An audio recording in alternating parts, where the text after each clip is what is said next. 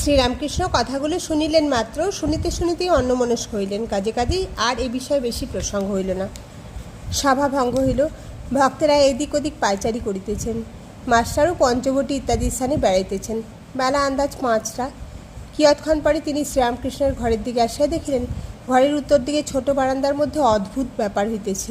শ্রীরামকৃষ্ণ স্থির হইয়া দাঁড়াইয়া রহিয়াছেন, নরেন্দ্র গান করিতেছেন, 2-4 জন ভক্ত দাঁড়াইয়া আছেন, মাস্টার আসিয়া গান শুনিতেছেন। গান শুনিয়া আকৃষ্ট হইয়া রহিলেন। ঠাকুরের গান ছাড়া এমন মধুর গান তিনি কখনো কোথাও শোনেন নাই। হঠাৎ ঠাকুরের দিকে দৃষ্টিপাত করিয়া অবাক হইয়া রহিলেন। ঠাকুর দাঁড়াইয়া নিষ্পন্দ, চক্ষুর পাতা পড়িতেছে না, নিঃশ্বাস প্রশ্বাস বহিছে কি না বহিছে। জিজ্ঞাসা করাতে একজন ভক্ত বলিলেন, এর নাম সমাধি। মাস্টার এরূপ কখনো দেখেন নাই, শুনেন নাই। অবাক হইয়া তিনি ভাবিতেছেন, ভগবানকে চিন্তা করিয়া মানুষ কি এত বাহ্য গান শূন্য হয়? না জানি কতদূর বিশ্বাস ভক্তি থাকলে এরূপ হয়। গানটি এই, চিন্তয় মম মানসরি চিৎঘর নিরঞ্জন, কিবা অনুপম ভাতি মোহনমূরতি ভক্ত হৃদয় রঞ্জন, নবরাগে রঞ্জিত কোটি শশী বিনিন্দিত, বিজলি চমকে সেরূপ আলোকে পুলকে শিহরে জীবন।